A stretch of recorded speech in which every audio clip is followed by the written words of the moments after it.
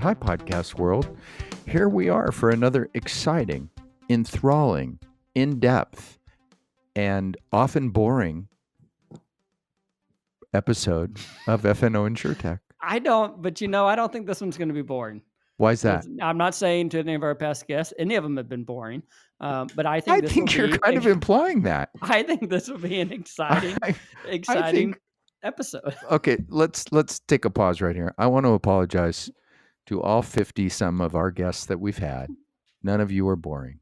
Nobody is boring. Maybe the people who were hosting the podcast were boring. Well, we have been told that in the past. Mm-hmm. I mean, at least one of us has been told that. I'll speak for myself. I've never been boring on the podcast, so.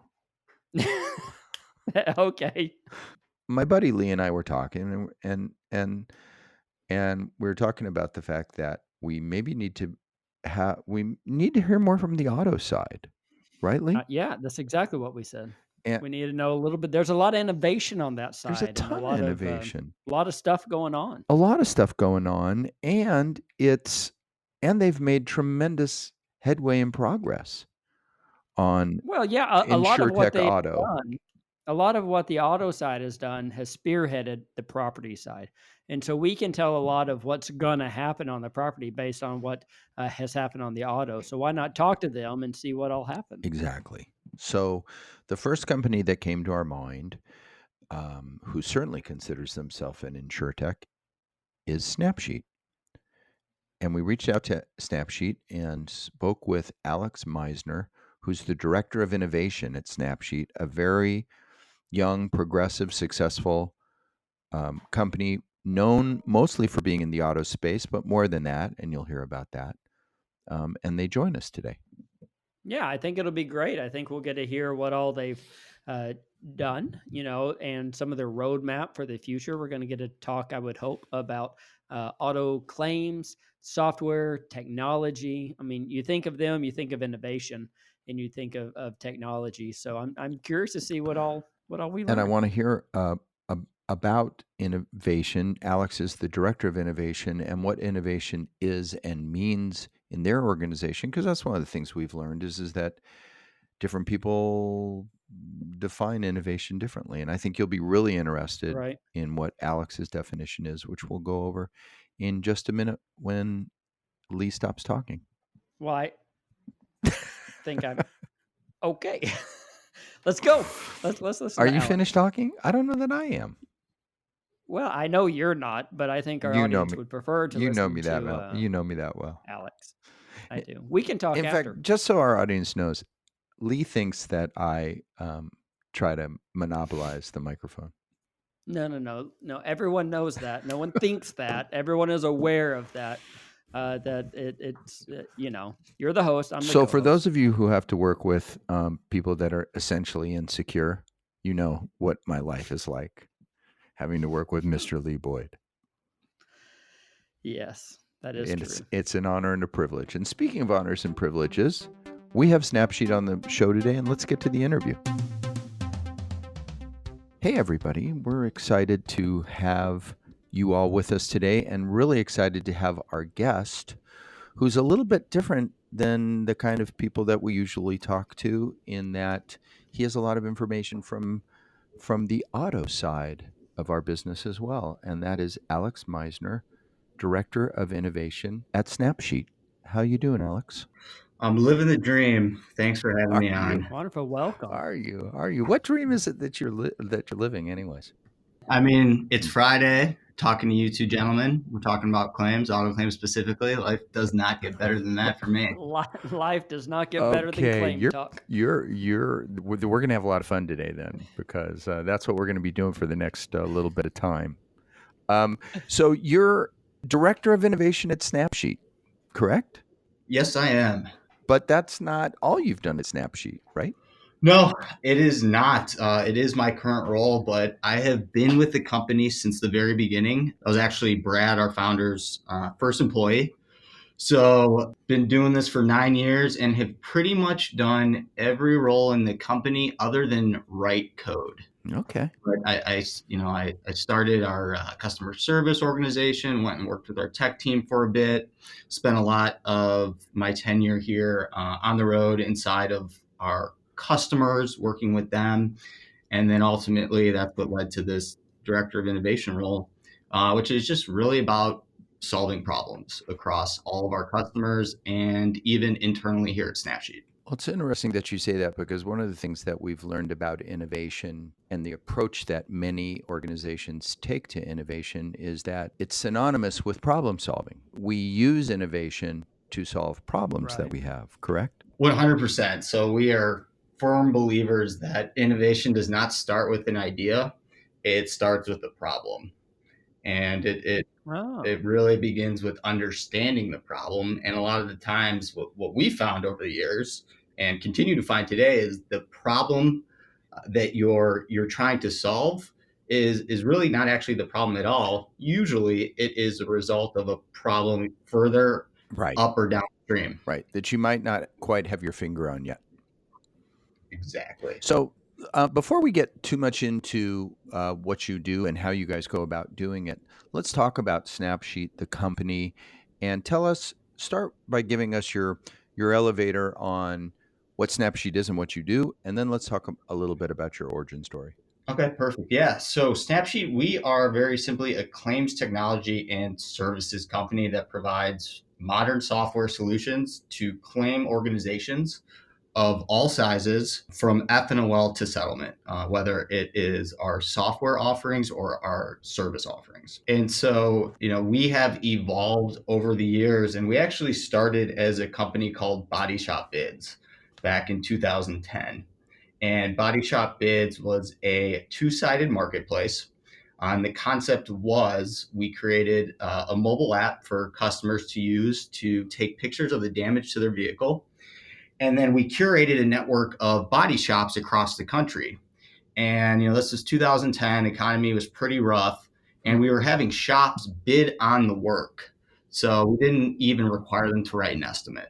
They were just literally submitting an amount for the damages, and within 24 hours of submitting the photos, the consumer would get 2 to 3 bids. And the business model was, if that consumer chose to get the vehicle repaired at one of the shops that offered a bid, we would take a spiff essentially. But we quickly learned out after about a year of doing body shop bids that like Right. more than 90% of repairs are paid for by insurance carriers. And consumers were just using us as a tool to figure out, is the damage to their vehicle above or below their deductible, and should they file a claim? So body shop bids wasn't necessarily the best business model. So with a little bit of luck and direction from one of the larger MSOs, body shop chains, they said, "Hey, dum dums, you guys are onto something." But the insurance carriers are the ones that pay us, so they introduced us to an insurance carrier who basically said, "We like the concept of having customers submit photos. However, we want you to write the estimate the way in which we like our estimates to be Okay. written. Right. We also want you to change the name." And so that's where the pivot began. And that's, Yes. Snapsheet really came out of sheet is sort of slang for an estimate. And then nap, Hmm. is kind of tongue in cheek, like a shutter, snapping a picture, but also it's quick, right? Our goal was to take the appraisal process specific to auto and shrink it from days to hours by eliminating the need for a customer or claimant to go to a body shop or wait for a physical appraiser to come out and inspect their vehicle. So, are you guys often working directly with the insured? Yes, we are working with the insured, the third party claimant. We're working with essentially all the constituents, involved in the ecosystem: body shop, rental car companies, salvage companies, you name it. so is that how it was in the beginning whenever Snapsheet formed after Body Shop Bids, or is it just directly with the insurance company and the auto body shops? Yeah, when we first started, it was working with the insurance company. And basically, the workflow was, and at the time, because, for insurance carriers, this was sort of a new concept, originating an estimate from photos. So they wanted to leverage us on very, low severity damage. And also, to be quite honest, none of us are really from outside of the appraisers we hired. None of us are from the insurance industry. So we had a lot to learn. So when we first got started, it was actually up to the adjuster to sell the customer on this concept of, hey, you can use an app to take some photos, and in a matter of a few hours, we can get an estimate for you, which will expedite the whole process. Very early on, we were focused on these light hits, and the adjuster was really the one interacting with the customer. And then once they sent the app to the customer, we would take it from there. Sure. And as we sort of started to learn a lot, we made a lot of mistakes. We realized we need to make this easy for the adjusters. Because it's their job is to adjudicate the claim. They don't need to be explaining to the customer how to submit the photos and all this good stuff.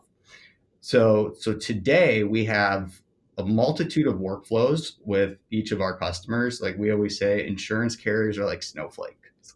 No two are the same. So now we have different workflows. We have workflows with, and it's not even insurance carriers. It's really claim organizations. So rideshare companies, car share companies, rental car companies, you name it. So we have workflows where at F&OL, the claim comes to Snapsheet and we take it from there and really facilitate the appraisal process. And then once the vehicle goes into a shop for repairs, we then manage the repair process as well on behalf of the carrier. So is this using third-party technology to actually write up the estimate, like CCC or something like that? Correct. So we use there's 3 major IP providers to actually write the estimate. Okay. As we started to scale, we ran into sort of a lot of issues with the constraints around all of the legacy infrastructure and technology that exists in the ecosystem today. So we were using these platforms that were really meant for a brick and mortar situation, right? Either a physical appraiser is going to, they cover a single geography, or if you go to a body shop, they're in a single geography. Well, we are writing estimates centrally across the country. So that's when we started building our own technology to drive the workflow and to overcome a lot of the constraints that we were running into, because this had never really been done before at the scale that we're doing it now. So from the time that what we call an assignment, which is when the insurance carrier or one of our customer notifies us that there's a new claim that they'd like us to do an appraisal on, it's all automated from a workflow perspective. So we have human beings, we have our file handlers who are responsible for working with the customer or the shops to obtain the photos, set the right expectations, work with the adjusters inside the insurance carrier to get them the information they need. And then we also have about 250 appraisers who are all Snapsheet employees, but they all work remote from home because there's only so many appraisers in Chicago. So we had to build an entire platform to facilitate the process. And as you know, insurance regulations differ by state. So there are different, licenses that are required in each state. There are different parts guidelines, total loss guidelines.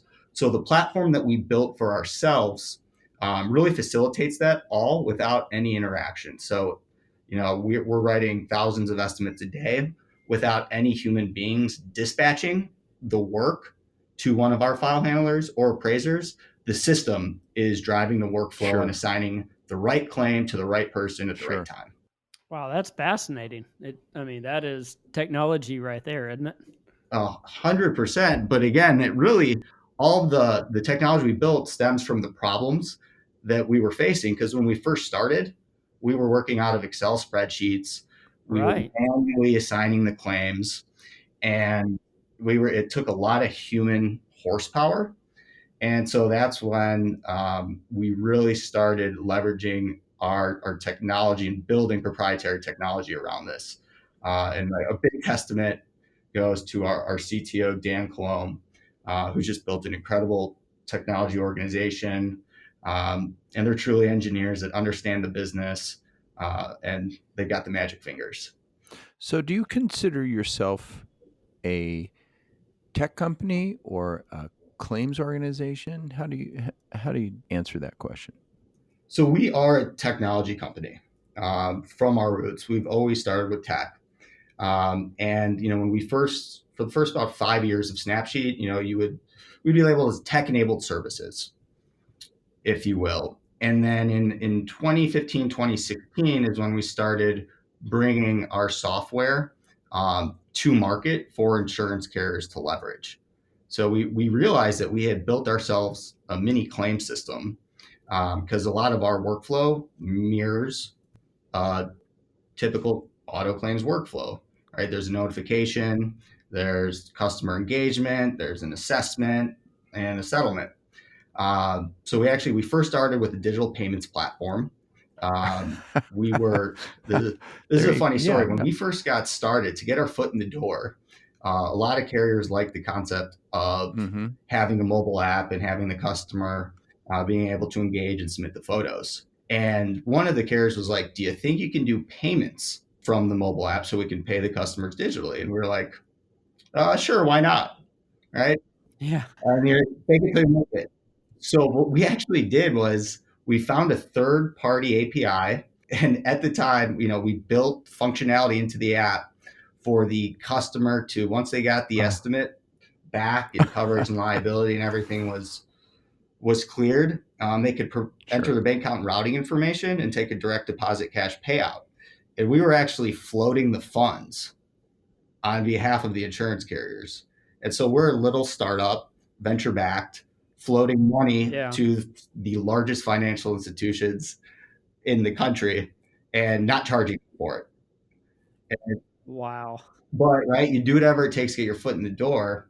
And that actually led to our digital disbursements platform, Snapsheet Transactions, which was really our first external software release that we brought to market back in 2016, 2017. So can carriers use that independent of your other services? Correct. Uh-huh. And that platform is not specific to auto. It's truly a disbursements platform for any type of indemnity or expense payment, whether it's to a customer or a vendor across all lines. So we have auto carriers using it. We have life and annuities carriers using it. We even have some of the car sharing platforms using it. Sure. Sure. I mean it's the PayPal of claims. Yeah, it's more than a PayPal because what we found on this sort of payments journey is that, right, as we all know, something like 85% of claims payments are issued via check. And in today's world, that's not the best customer experience, but it's about having the right payment tool for the right type of payment. So it's really a hub. So you can issue paper checks, ACH, same day ACH, push to debit payments, virtual card payments, any type of payment that's available today. However, each of these newer like instant payments and digital payments, there are still constraints in terms of the amount of money that the banks allow to flow through those banking rails. So if you take like a PayPal, for instance, that's a great payment experience for couple payments that are maybe $2,000, but they won't let you push more than $5,000 or $10,000 at a time through it. So for a total loss payment, it's not going to be the best method. So it's really about equipping the adjuster, whoever the user is, with the right tools for the right payment at the right time and the right customer. So the back to your main bread and butter business. Would you guys call that? Are you like an auto TPA? Is that fair to say? We are not TPA, so we don't adjudicate claims. We're a virtual claims organization. Is the way we think about it. So not only are we a remote company and our headquarters is in Chicago, but 70 to 80% of our employees are remote. But we're interacting with carriers, the customers, the shops virtually. They're using our technology to interact with us. So we're doing it. It's more of a bionic organization, if you will, but we're not a TPA. But an outsourced claim handling function. Correct. for the service part of our business. So just like insurance carriers use independent appraisers or adjusters, they use us to facilitate the appraisal and then manage the repair process if the vehicle does get repaired. And then we have different workflows for different use cases. So for rideshare, for instance, part of the workflow is obtaining deck pages. So we're obtaining documentation that is required for our different workflows as well. So it's about providing the customer a great experience, setting expectations, communicating with the customer in the way in which they want to be communicated with. So it's truly omni-channel, where a lot of insurance carriers still rely on phone and email. But in today's world, texting SMS is huge. That's the expectation. So, today we receive photos. Only about 40% of the photos we get from customers actually come from one of our mobile apps. We're saying 60% come from either email, text That's message, interesting. or a Yeah. body shop directly. Is all of that connected? Is y'all's system connected to the email and the SMS messaging and all of that to actually absorb all that data into the claim Correct. file? So our Wow. file handlers work from a single screen. All the information they need, they have a cockpit right there. So if they need to send a text, they send a text from the claim. It's really a smart claim that it's a claim that knows its own status. So about 60 to 70% of the communication with any of the constituents, whether it's a carrier, customer, shop, salvage yard, is automated. And then for the instances where the system can't automate the communication or the response, it assigns a task to a file handler to address. And it all lives within the claim file. So if you send a text to a customer asking for photos and they reply with the photos, it goes right into the claim file and lives in the claim file. What about a actual inspection? Let's say that we need to go out and physically look, or the insurance company needs somebody to physically go look at a vehicle. It's not at an auto body shop. The insured's unwilling to give you photos. Are y'all able to send somebody out there to look at it? Yeah, absolutely. So, if we need to, right now, around 3% of the time, 3% of the time or less, we'll send out a third-party independent photo inspector who will take the photos on our behalf. But that really hasn't been an issue as of late. I mean, really, the only type of damage that we're not comfortable writing accurately, right? We want to make sure that we're giving our customers the value that they're looking for. Is hail damage. It's really tough to do from photos, accurately at least. Yeah. Undercarriage damage is tough unless it's at a shop on a lift. And then really extreme vandalism. So it's not a great experience for the customer if every panel on their vehicle is keyed to ask them to take Yeah. the amount of photos that they would need to take for us to accurately do that.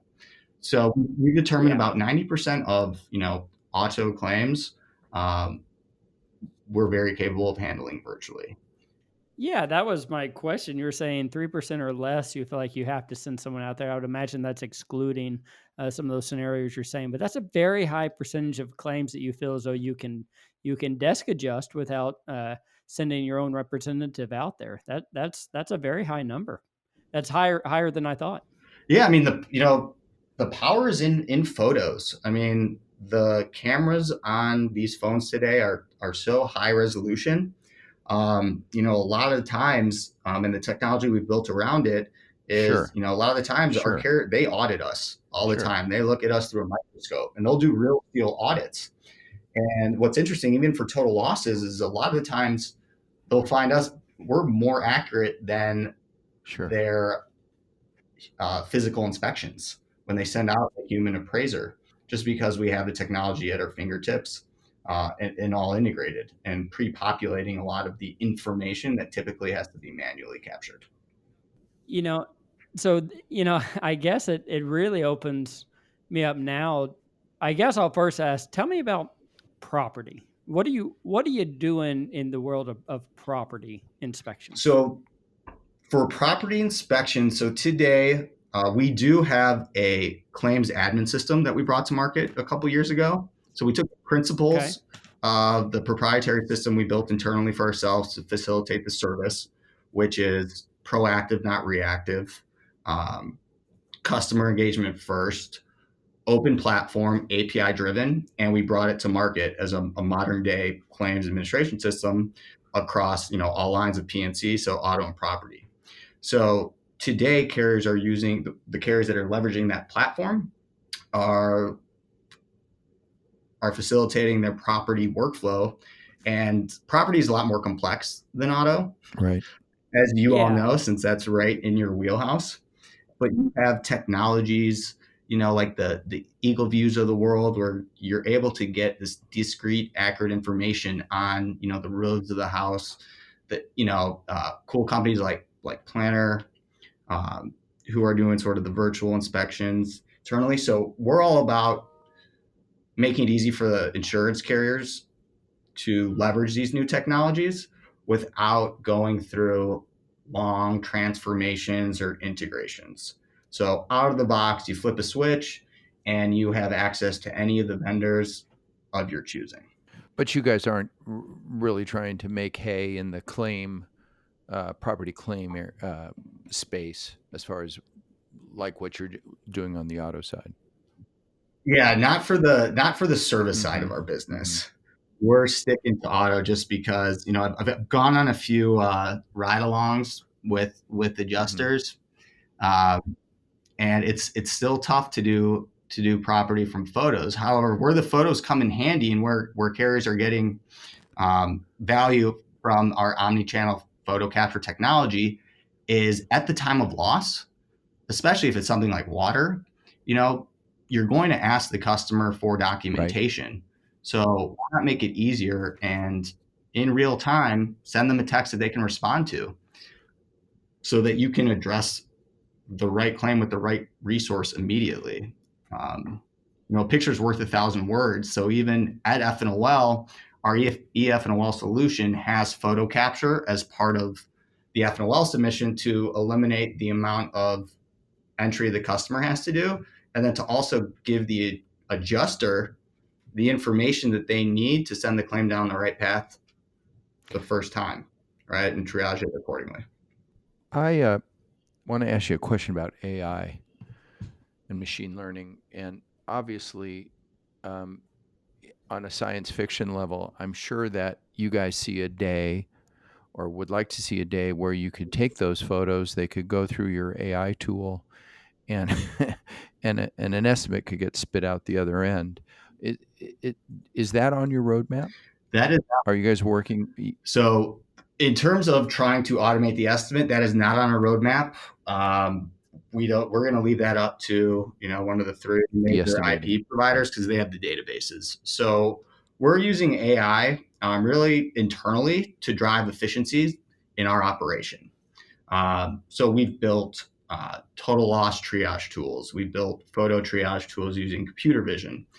We built a total loss predictor using natural language processing, which was really interesting. So our data science team went down the route of trying to use computer vision to determine if a vehicle is a total loss.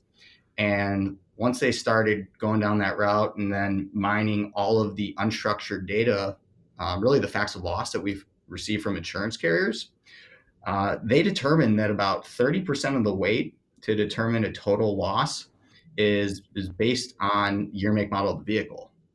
And then they identified 300 keywords that all have an associated weight with them as well. And so when we see those keywords with the year, make, and model, it then gives one of our file handlers, it triggers a flag on the file to say, hey, this one is most likely a total loss. And then it also informs and updates our mobile app, if the customer is using that, to take the necessary additional photos of the interior, so that we can write an accurate valuation. So we're really using artificial intelligence and machine learning to drive efficiencies within our operation. And then these learnings, because we always say machine learning is really fun to talk about, but we actually have a learning machine, since we have this service piece of our organization. So we have this real-time feedback loop. So as our engineers and tech team release new features, they're getting real-time feedback and making the adjustments on the fly. And if it works for our operation, then we'll release that functionality into the claims admin platform. Cool. And that kind of leads into where I want to go next, and that's to talk about innovation, and of course, which is an area of the company that you're directly involved in, as your title says. Talk to us a little bit about um, what does that mean at your company, and do you work with innovation teams on the carrier side? And let's talk about innovation for a couple minutes. Yeah, absolutely. So to us, innovation is just part of our DNA. So the employees we hire, we want critical thinkers. We want people who are not satisfied. There's one of our core values is there has to be a better way. So even when we fix a problem with an innovative solution, and usually again, it's innovation to us is how do you solve complex problems with simple solutions that you can operationalize today, not tomorrow, at scale. And so it even goes as far as implementation as innovation, because as you all know, insurance carriers, they're not the quickest um, to implement, new technology. They want to try it out first. So building technology in a way that allows them to easily operationalize it internally and start seeing the benefits and the value today is really what we're focused on. And so again, innovation to us is about solving problems. And what we find is, solving problems is removing friction a lot of the times. And when you remove friction, more friction is going to appear further downstream or upstream. Can you give me an example of that? Like, what do you mean? I mean, I understand what you mean by removing friction, but help our audience. Yeah, absolutely. So early on in Snapsheet, we only had one way for customers to submit photos, and that was through one of our mobile apps. And so some of our file handlers internally who are responsible for working with the customer would run into these situations where the customer asked, "Can I text you the photos?" And they said, "No, no, no, no.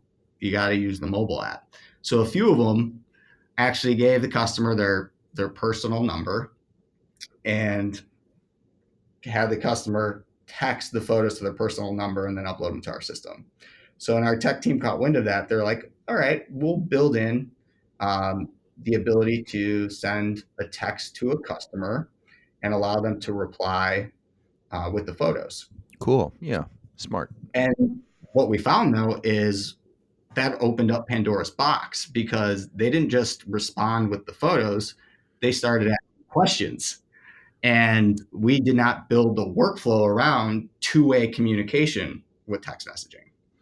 So we saw, the original problem was how can we make it easier for the customers to give us photos? So we opened up text messaging, but then they started asking us questions and they were kind of just getting lost in the ether.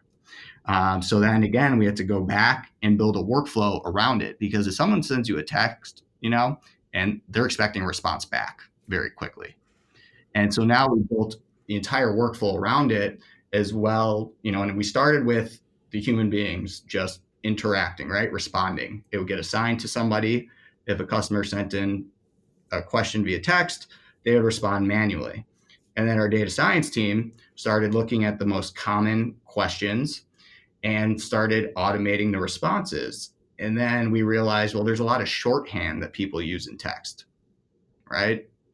So then also, taking the all the acronyms and things that people send in text and teaching Sure. the chatbot how to respond to those. Sure.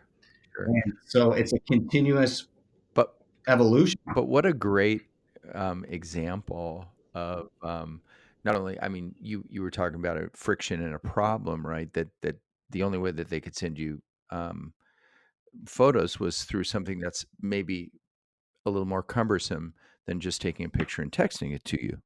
And so, but once you did that, they, it's funny how the customer can lead you, right? I mean, the customer led you guys to this by, and by you guys being open to that. You said, okay, well, we'll let you text us the pictures, but that wasn't good enough for them. So they just they led you. 100%, right? And that's what like claims are, as linear as claims are supposed to be. Right. Very few claims are linear, and very few people actually, right, have any sort of expectation or understanding, regardless if it's auto, property, whatever type of loss it is. They don't really understand the claims process. Like, we always get, well, why do I have to pay my deductible? The other person hit me.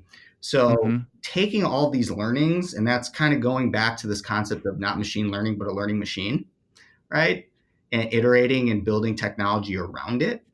And then identifying, wait, this has broader use cases, Yeah. and applying it to those use cases. I'm really interested. I'm interested in peeking behind the curtain a little bit. We deal with a lot of innovation companies and innovation units. And you're saying that innovation doesn't really start with an idea, it starts with a problem. So I would imagine having, at minimum, we heard, 250 claim reps working remote around the country. You probably hear a lot of problems. You probably hear a lot No, of things yeah, no, no, not at no, all. there's no problems at all. And how, as a company, how do you digest those problems and say, oh, these are ones I need to attack. These are ones that are just one offs. What do what do you do? What is your workflow there? So that goes back to the culture, right? Okay. And Okay. the type of employees that we're looking to hire, and the culture that we've created here at Snapsheet, which is we are problem solvers. So the expectation is not to just come to any given resource, whether it's our tech team or our operational leaders, with a problem. It's go further. If you identify what you believe is a problem, hash it out, and identify some possible solutions, right? And then bring those to our tech team, I and see. they'll truly diagnose, understand, and figure out how to apply the technology the right way, but in a way that's meaningful. So we encourage our employees to identify problems So always. that does that culture go all the way out to the 250 reps who are working remote? Do they have that same culture? Absolutely. Wow, that's impressive. That is a neat culture. Somebody is leading the charge on that and really promoting that. So that's very unique. And it's tough too in a remote environment as well. And we struggled with it early on, is how do you keep the same level of engagement Right. from your remote employees as the employees here at home office? So it took a lot of hard work and effort, and we made a lot of mistakes, right? And the key is don't make the same mistake twice, Sure. and listen to more people. And everyone at Snapsheet has a voice, and you will be heard. I love that. Rob and I talk a lot about that, culture with remote employees versus in-house employees, and how do you get that same culture throughout the entire organization. So it sounds like y'all are doing something right there. We're trying. We really are. We have a great team, just across the board.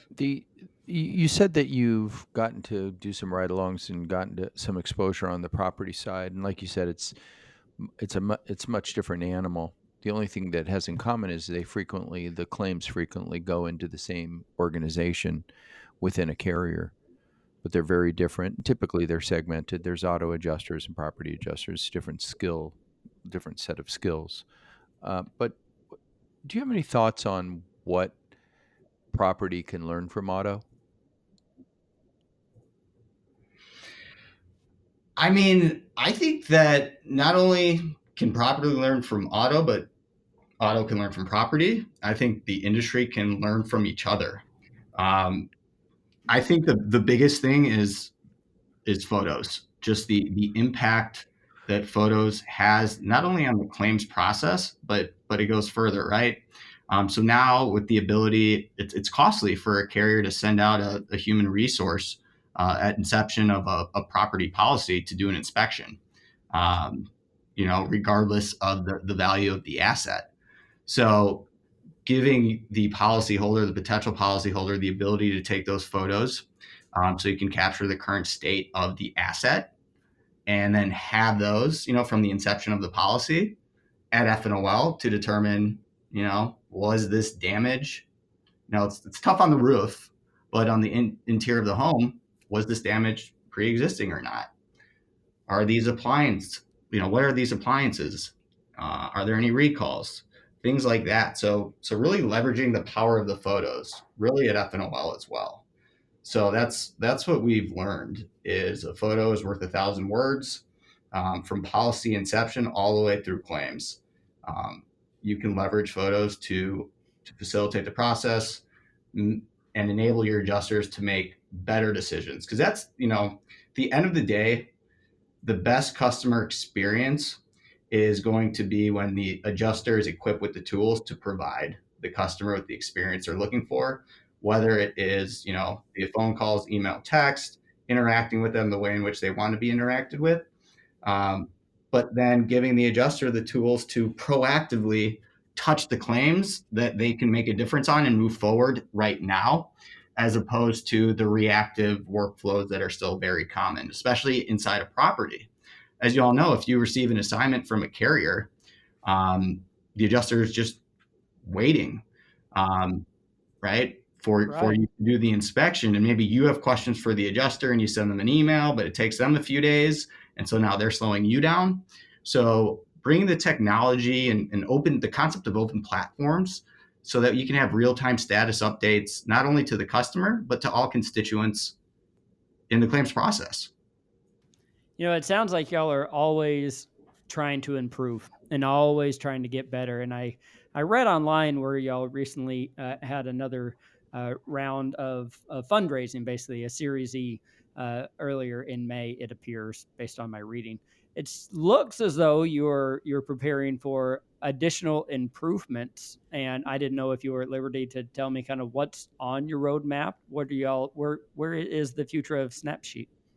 So it's really with the software platform, that claims management, claims admin system. We call it VICE, the Virtual Insurance Claims Exchange.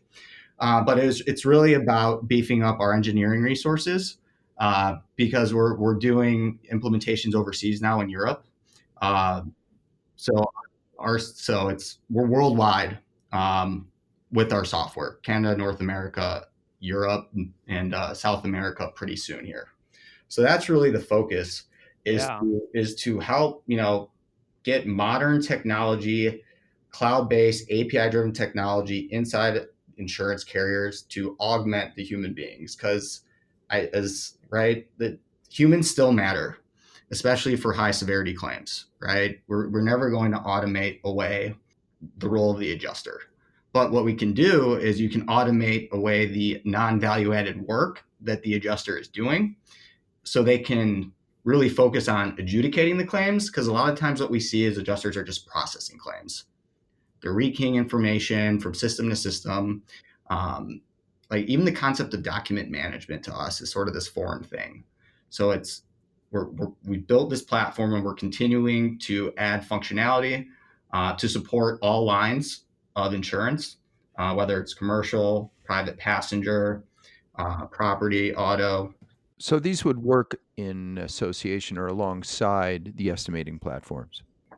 Correct. It's the same way. It interacts the same way with the estimating platforms that the carrier's claim systems do today. Really, the big thing about VICE is the implementation at the insurance carrier. Yes. So a lot of them are on these transformation journeys to a more modern claims admin system, and it takes years, costs tens of millions of dollars. Right. They do these large data migrations, and we actually sit ours on top of the existing infrastructure, so you don't have to do that migration right away. And over time, we slowly migrate the data, and we get something in their hands today that they can start using, adding value. And what's cool about the platform is once it's implemented, there is no concept of an upgrade. So you are always on the most up-to-date version, since it's cloud-based. And then workflow is really what our specialty is. So if you want to change a workflow, you don't need to push new code. There's actually a visual tool for a BA type of role to configure a workflow, test it out, and then release it without needing any engineering prowess. So would you integrate with like a Guidewire, for example? Yeah. So it's a modular based system. So a carrier, can use the different components of it, whether it's payments, customer engagement, workflow, and it sits on top of a Guidewire. We're doing an implementation in Ireland right now, and the carrier is using an AS400 green screen, and Sure. it's sitting on top of that, right? Uh-huh. So we helped them build an API layer to their database, and now they have a new modern front end. That's just fascinating. So it seems like a lot of great things are happening. We were reading here online, and I'd also like to say congratulations to Brad, who joined Insurance Business America's Hot 100 list. He's a big with shot. yours. So big deal there. Yeah, Big I deal. mean, Brad's awesome. He's the one that started this. He's an amazing founder, and he's an amazing person and friend as well.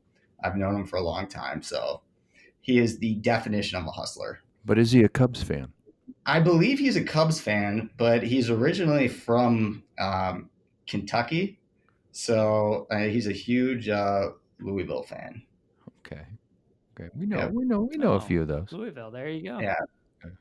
Yeah, we know a couple of those. So, one last question. What the auto world is in the throes of major change, self-driving cars, computer-aided technology inside of cars. How does Snapsheet look at that? How's that going to affect Snapsheet? Does that make you guys nervous? Does it make you excited? Talk about that for a second. We're definitely excited about it because it brings new problems, new hurdles. I mean, we don't believe that cars will be driving themselves at scale anytime soon. But what we're seeing and what the industry is seeing is frequency is starting to come down as the new vehicle technology and all the accident avoidance and collision is starting to get sort of critical mass in helping avoid collisions, because we do believe the best claim is no claim, but you're seeing severity go up because these cars are essentially computers now. And the repair industry is facing a shortage of skilled technicians. It's really costly to have these new tools that you need and to have the skilled technicians that you need. So we're working with our insurance carriers to ensure that we are writing the appropriate estimate specific to that vehicle, and making sure whether it's the pre and post scans, following the right procedures so that vehicle is returned to pre-accident condition and is safe to drive.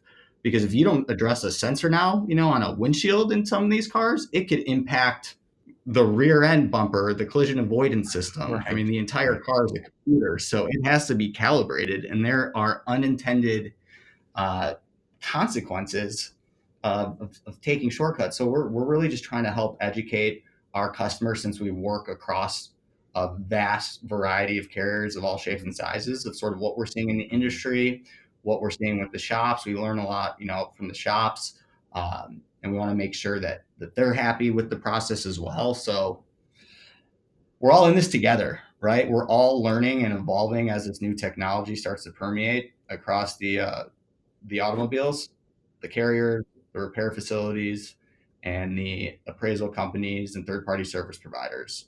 We all need to learn from each other and, continue to build upon this open ecosystem and open platforms, because now we're capturing all sorts of new data, telematics data, right?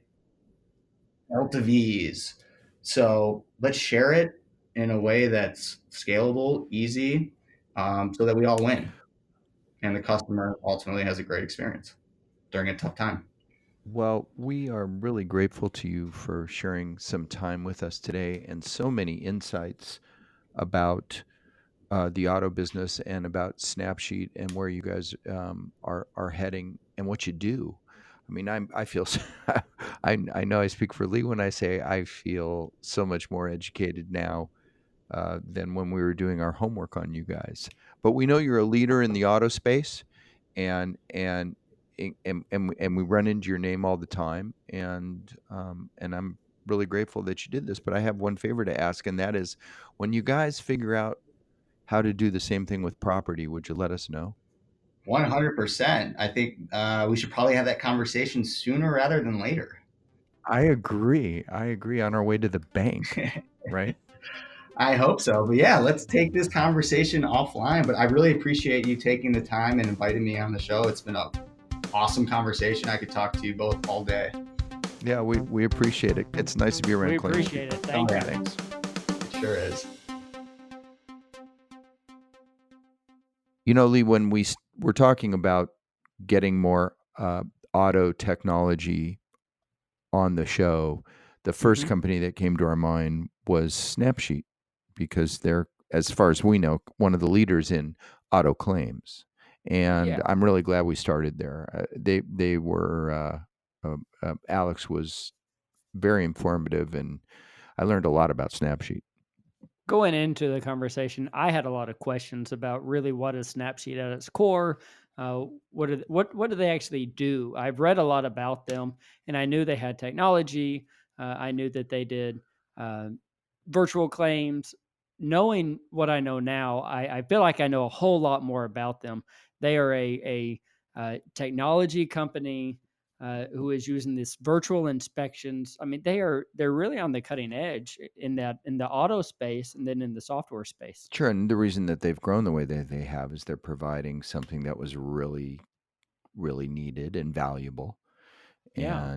and doing it effectively. I particularly liked the part of the conversation where we were talking about innovation, and it rolled over into CX, into customer experience. About when they started, there was one way to upload photos, and that was through their mobile app.